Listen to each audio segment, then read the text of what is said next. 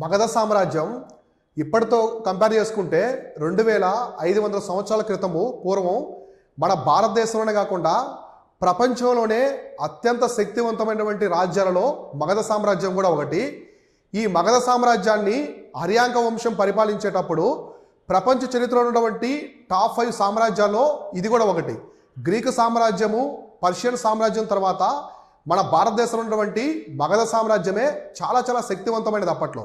ఇప్పుడున్నటువంటి బీహార్ పరివాహ ప్రాంతాల్లో ఈ మగధ సామ్రాజ్యం ఉండేది.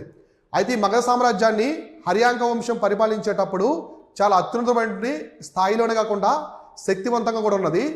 ఈ హర్యానా వంశం నుంచి మొదటగా బింబిసార పరిపాలించాడు. తర్వాత వాళ్ళ కొడుకు అయినటువంటి అజాతశత్రు, తర్వాత ఉదయను పరిపాలించడం జరిగింది.